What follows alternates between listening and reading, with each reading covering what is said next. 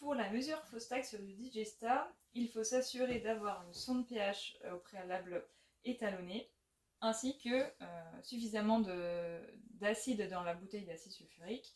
La première étape consiste à presser la phase liquide du Digesta brut, c'est-à-dire que l'on va, sur notre échantillon de Digesta, remplir à moitié la passoire. L'objectif est de presser la totalité de la phase liquide. L'indicateur peut être quand les fibres collent au dos de la cuillère.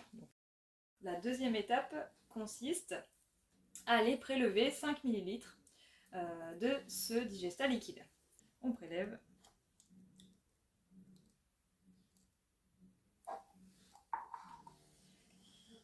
Un petit détail, c'est de nettoyer le bout de la sonde pour nous faciliter en fait la troisième étape. La troisième étape, c'est de remplir l'éprouvettes graduée avec le Digesta qu'on a récupéré.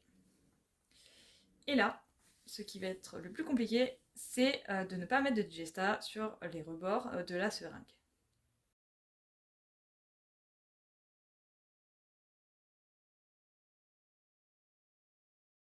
La quatrième étape, c'est de récupérer un bécher conique, d'y insérer un barreau aimanté et d'incorporer du coup nos 5 ml.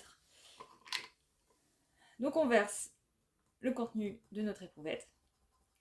Et là, l'objectif va être de récupérer la totalité du Digesta qu'il y a sur les rebords de l'éprouvette. Donc on va s'aider de la pipette d'eau distillée pour nettoyer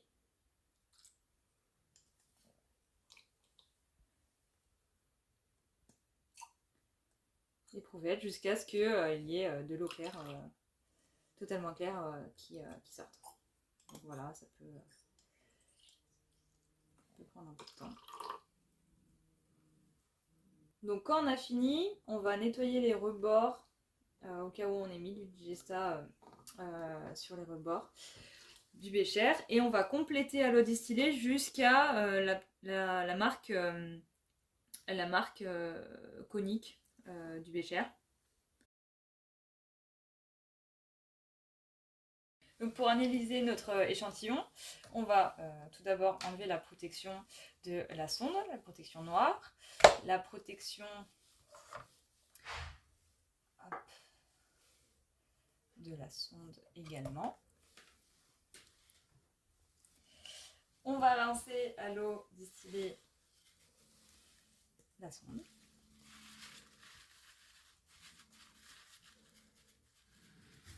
Et aussi, ce qui est très important, c'est de s'assurer que la solution de stockage ne s'est pas évaporée dans la sonde, c'est-à-dire que toute la sonde doit être immergée, donc jusqu'au petit trou qu'on voit là, juste avant la protection noire. Si ce n'est pas le cas, ne pas hésiter à compléter avec votre flacon de solution stockage.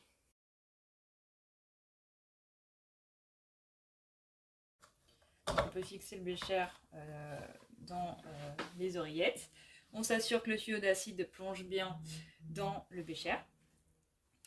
Ensuite, que notre seringue est bien remplie d'acide, sans bulle d'air. Si c'est le cas, alors il faudra aller lancer une purge dans le titrateur. Et quand tout est bon, on peut lancer le programme Fostak.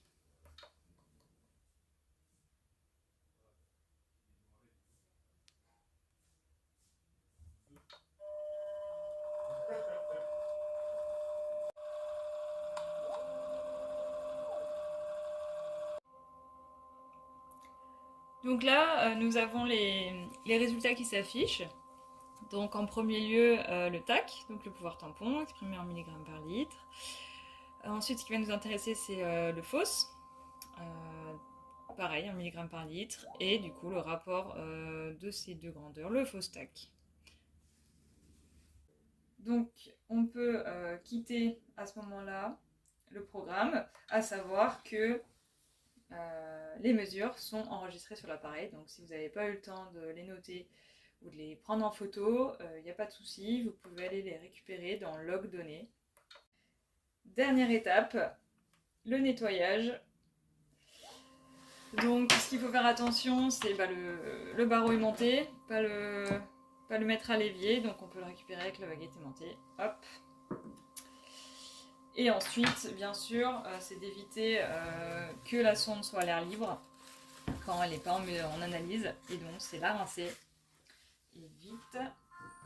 La plonger dans le bouchon. Pareil, s'assurer qu'il y a toujours du produit de stockage.